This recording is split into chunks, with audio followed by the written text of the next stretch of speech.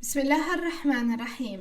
Alhamdulillahi rabbil alamin wassalatu wassalamu ala sayyidina wa nabiyyina Muhammad wa ala ahlihi tayyibin tahirin wa sahbihi almuntajabin wa ala jami' al-anbiya illahi wal mursalin. Me emrin e Allahut, të gjithë mëshirshmit në shërplotet. Falënderimet me të sinqerta janë vetëm për Allahun e madhëruar. Paqja dhe mëshira e Allahut qofshin mbi profetin Muhammed, mbi familjen e tij të pastër, mbi shokët e tij të zgjedhur dhe mbi të gjithë të dërguarit dhe profetët e Allahut xhaleshanhu. Të nderuar dëgjues dhe shikues, ju përshëndes me përshëndetjen e bukur islame. Assalamu alaikum wa rahmatullahi wa barakatuhu. Paqja, mëshira dhe begatit e Allahut qofshin mbi ju. Për ditën e sotme do të flasim rreth temës përse e kujtojmë ngjarjen e Kerbelas në muajin Muharram. Muaji Muharram është një vend të veçantë në zemrat e besimtarëve, sepse në këtë muaj ndodhi një ndër ngjarjet më madhështore të gjithë historisë islame, është tragjedia e Kerbelas.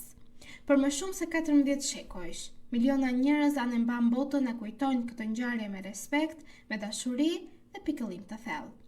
Kujtimi i Kerbelas nuk është thjesht një rikthim në të kaluaran, dhe as vetëm një ceremoni përkujtimore. Ai është një kujtesë e përhershme e sakrificës, e besimit, e drejtësisë dhe e qëndresës kundër padrejtësisë.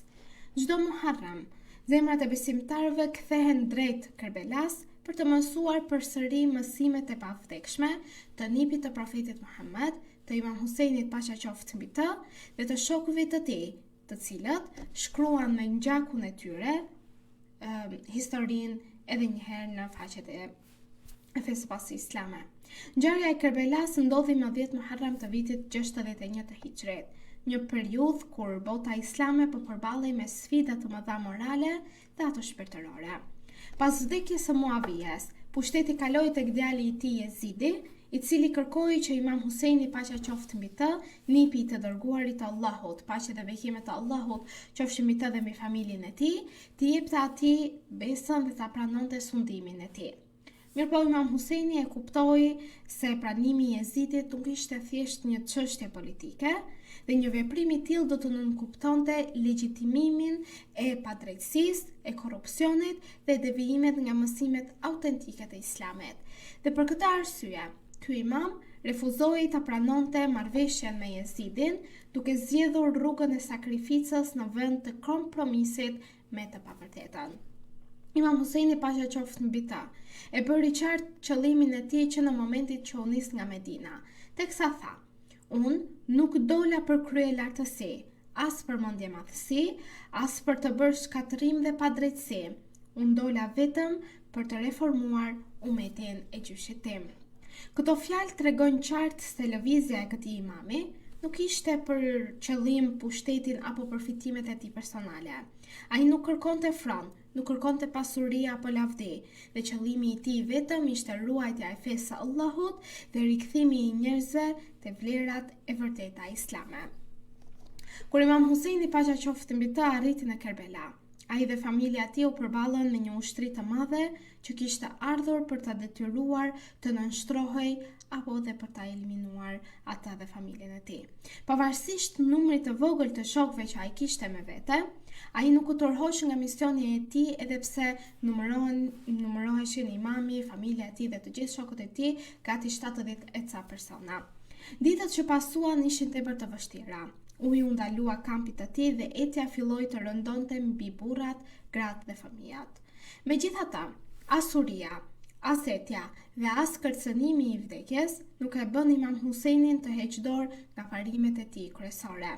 Ai vazhdoi të këshillonte njerëzit, të kujtonte atyre përgjegjësinë që ato kanë para Allahut dhe t'i ftonte drejt së vërtetës. Allahu i madhëruar thot në Kuranin e shenjtë: Bismillahirrahmanirrahim. Mos mendoni se ata që janë vrarë në rrugën e Allahut janë të vdekur. Jo, ata janë të gjallë te Zoti i tyre dhe furnizohen.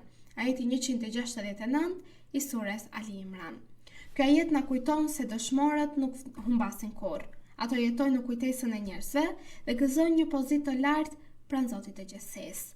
Imam Husajni paqja qoftë mbi të dhe shokët e tij janë ndër shembujt më të ndritur të këtij premtimi hynor.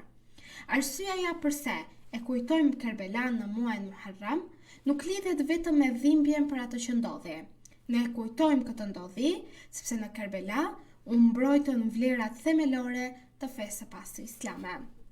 Nëse Imam Huseini paqja qoftë mbi ta nuk do të kishte dalë dhe do të kishte heshtur përballë padrejtësisë, historia e Islamit mund të kishte marrë një drejtim krejt tjetër. Sakrifica e tij tregoi botës se ka momente kur ruajtja e së vërtetës kërkon që njeriu të jap gjithçka që ai ka. Kerbelaja na mëson se besimtari nuk duhet të sakrifikojë parimet për interesat e përkohshme dhe se dinjiteti është më i çmuar se jeta vet. Pas më shumë se 14 shekujsh, Kerbelaja vazhdon të jetë e gjallë në ndërgjegjen e njerëzimit, sepse Jezidi edhe pse kishte ushtri, pushtet dhe pasuri, por historia nuk e përmend atë me nder dhe me dashuri. Por Imam Huseini paqja qoftë mbi të, edhe pse u vra në tokën dhe në shkretëtirën e Kerbelas, vazhdon të frymëzojë miliona njerëz në mbar rrotullin toksor.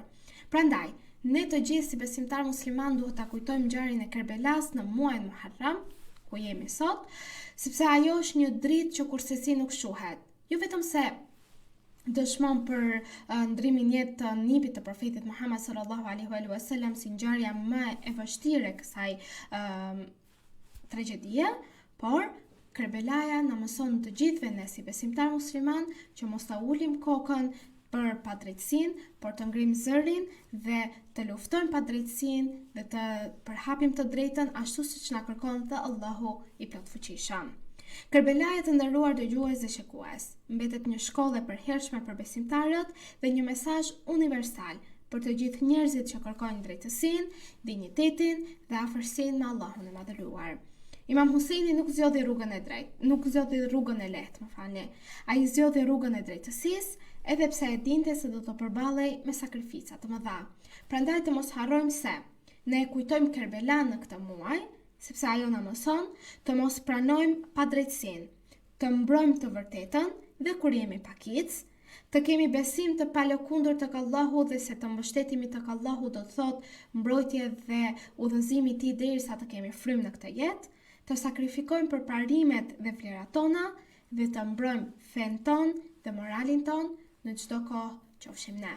Në këto momente të nderuar dëgjues dhe shikues, duke ju uruar mbrojtje dhe ndihmën e Allahut xhaleshanuhu, ju përshëndes me përshëndetjen e bukur islame. Assalamu alaikum wa rahmatullahi wa barakatuhu. Paqja, mëshira dhe begatit e Allahut qofshin mbi ju.